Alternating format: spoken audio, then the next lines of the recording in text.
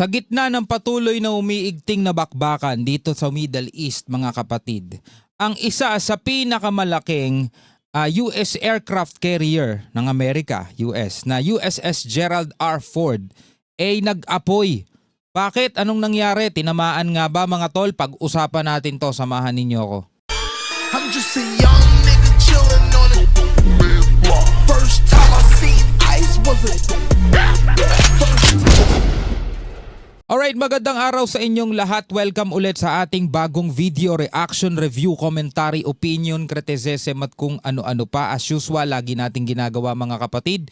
Manonood po tayo ng balita. Magbibigay tayo ng opinion, reaction, komentaryo at pag-aanalisa sa kung ano ang posibilidad, mga kapatid, na kahantungan ng nangyayaring gera ngayon at kung ano ang magiging epekto nito sa ating pandaigdigan o dito man lang sa Pilipinas, mga kapatid.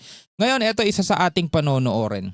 Ang Iran ay nagbigay ng 3 kondisyon para itigil ang gera sa Middle East. 3 kondisyon, mga kapatid. Ibinigay ito ni Iranian President Masoud Pezeshkian para itigil ng Iran ang mga pag-atake nito sa kanilang mga kalaban. Samantala, mga kapatid, nanindigan ang United Arab Emirates o UAE na patuloy itong didepensa kahit hindi naman sila kasali sa gera ng US, Israel at Iran. O yan, baka magalit yung mga OFW na nasa UAE, wala naman daw balitang ganon. Binasa lang po natin itong report, okay? Tapos mamaya pag-usapan natin bakit nag-apoy, bakit nagliyab etong USS Gerald R. Ford na US aircraft carrier, mga kapatid. No? Pag-usapan natin yan. Unahin muna natin to mula rito sa UNTV News. Huwag na natin patagalin pa, panoorin na natin to. Over the past 12 days, Iran has launched 270 missiles and nearly 1,500 drones towards the UAE. They have deliberately targeted civilians and civilian infrastructure, including commercial ports and airports, as well as residential neighborhoods. So ang tinatarget daw ng Iran, sabi rito ng nagsasalita, is yung mga residential, mga civilian area, mga airports, mga ganon. At hindi lang basta US base ang kanilang tinatarget. Including commercial ports, commercial ports and airports, as well as residential neighborhoods. Pati mga residential neighborhoods. Prinisinta ni United Arab Emirates Ambassador Mohammed Abu Shahab ang lawak na ng pinsala ng pag-atake ng Iran sa kanilang bansa. UAE Ambassador pala to, okay. Sa kanyang pahayag sa ginanap na UN Security Council meeting sa New York, aniya sa kabila ng pahayag ng UAE na hindi sila magpapagamit para kalabanin ang Iran, sila man ay patuloy na inaatake nito.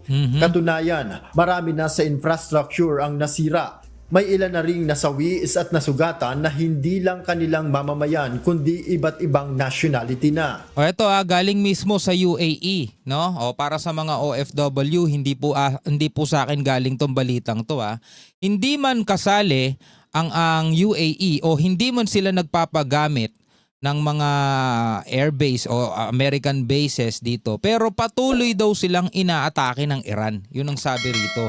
At inaatake daw yung mga civilian neighborhoods, mga commercial ports, airports, ganon, mga tol. Hindi lang basta US airbase o US base ang inaatake rito, kundi maging yung kanilang mga, katulad nitong nasa video, mga kapatid, airport to no? Kitang-kita rito yung pagsabog sa airport. Para kalabanin ang Iran, sila man ay patuloy na inaatake nito. Katunayan, marami na sa infrastructure ang nasira.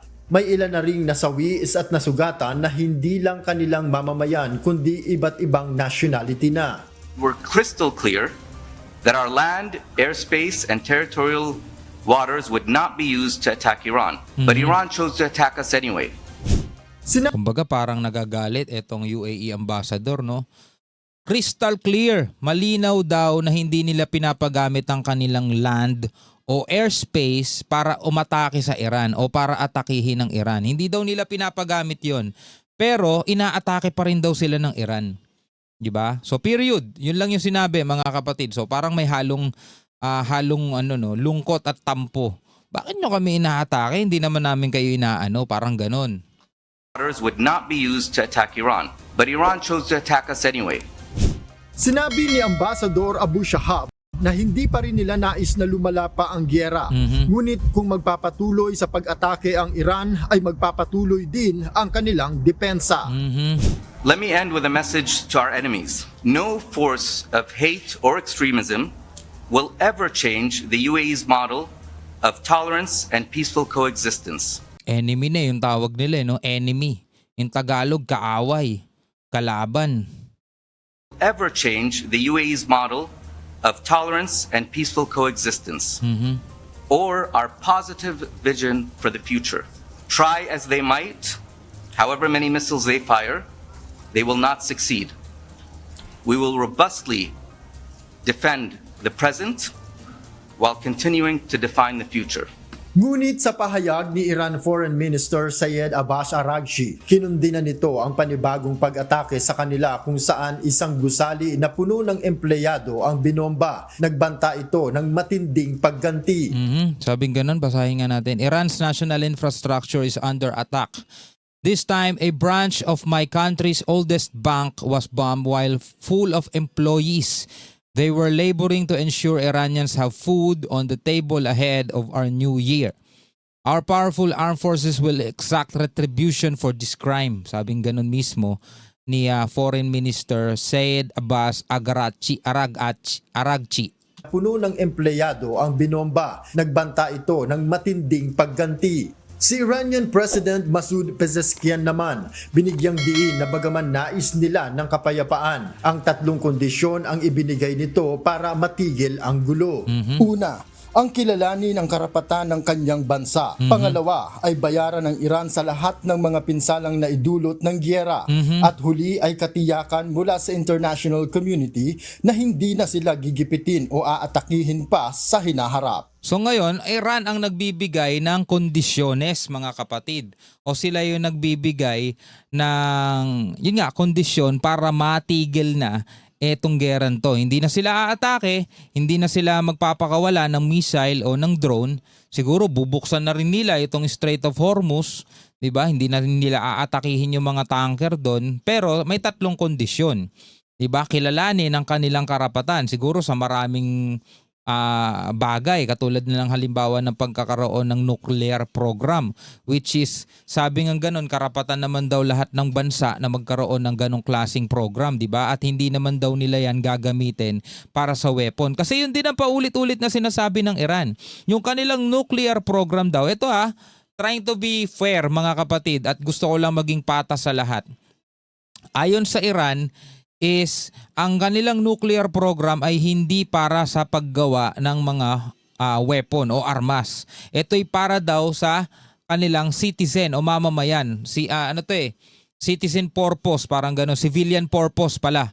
Yon, para daw doon. So, kailangan kilalanin yung kanilang karapatan, which is para naman sa akin, lahat naman ng bansa, basta kaya mo, may karapatan ka. Halimbawa, tayo rito sa Pilipinas, kung kaya natin, may karapatan tayo para magkaroon ng ganyang program, di ba? Kasi kung makakatulong yan para sa mga mamamayan, halimbawa, kung meron tayong nuclear power plant, for example, mas mapapababa ang presyo ng kuryente, o di mas maganda, mas makakatulong, di ba? At sa iba pang mga paraan kung saan man ginagamit yung mga nuclear program na yan. Isa pa, bayaran yung mga damages. Diba? Bayaran sila doon sa mga pinsalang natamo nila. Bayaran. Bagamat walang kabayaran, mga kapatid, yung mga buhay na nasawi, hindi na maibabalik yan. Pero doon sa mga gusali, mga infrastructure, mga tulay, at kung ano pa, yung mga nasira, ospital, gusto nilang pabayaran yon. And firm international guarantees against future aggression. At magkaroon ng katiyakan na in the future ay wala nang aatake sa kanila. Yun yung kanilang tatlong kondisyon, mga kapatid. Fairness naman, no? Fair naman. Community na hindi na sila gigipitin o aatakihin pa sa hinaharap. Sa kabila nito, naniniwala pa rin si US President Donald Trump na nagawa na ng Pero dapat ang mga kapatid, ang tawag dito.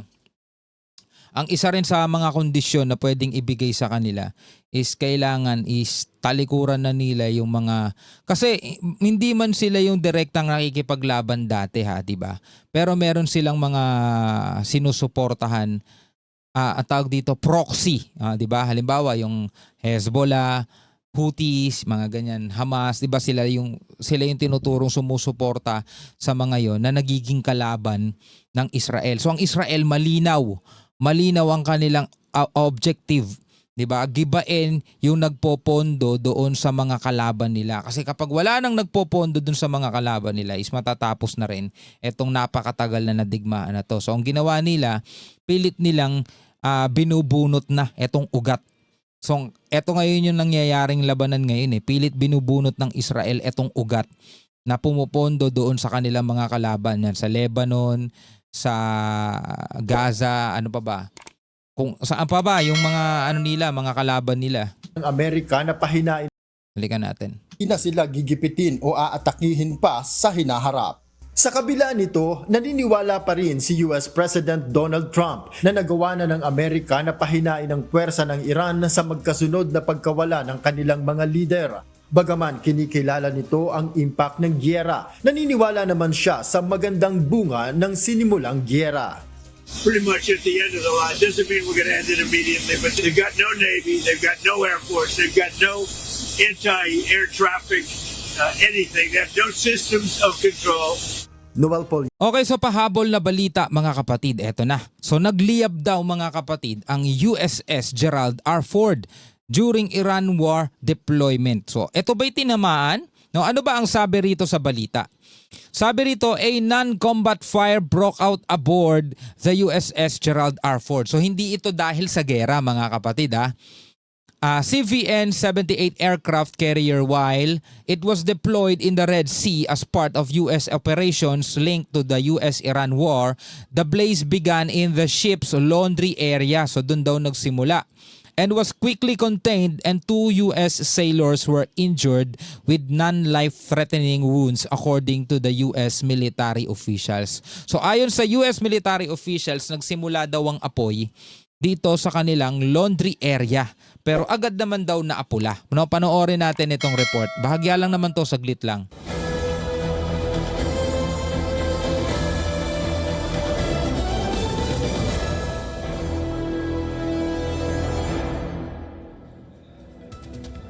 Starting with breaking news at this point, a fire has erupted aboard one of America's most powerful warships. The incident struck the nuclear-powered aircraft carrier USS Gerald R. Ford in the middle of a tense deployment near Iran. 2 sailors injured.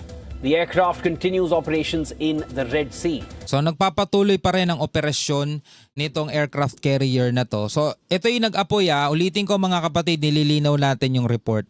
Nag-apoy ito hindi dahil sa tinamaan ng missile o tinamaan ng drone o kung ano pa man dahil sa gera. Ito'y non-combat fire.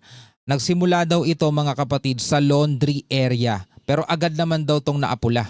A fire broke out aboard the U.S. Navy aircraft carrier Gerald R. Ford, triggering an emergency response on one of the world's most advanced warships. As per the U.S. military, the blaze started inside the ship's main laundry spaces. Crew members quickly moved to contain the flames as damage control teams rushed into action. U.S. Central Command confirmed that the fire has now been extinguished. 2 sailors were injured during this incident. Military officials said that both are receiving medical treatment for non-life-threatening injuries and are currently in stable condition. Despite the scare, the carrier remains operational. Okay, so malinaw mga kapatid ang report kaya baka may mapanood kayo, kaya may makita kayo nakapost na etong USS Gerald R. Ford tinamaan ng kung anuman kaya nag-apoy o yun ang fake news mga kapatid. Dahil ayon dito sa report mula rito sa WION, ito'y nagsimula sa laundry area. Pero agad naman daw nilang naapula at 2 ang sailors ang nasugatan pero hindi naman malubha mga kapatid. Nagtamo lang ito ng konting sugat, injury, pero hindi naman siya life-threatening mga kapatid. No?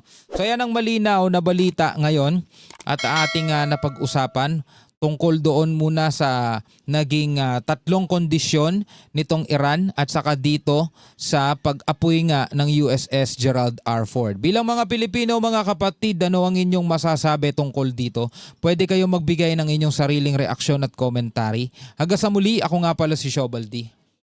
Peace out.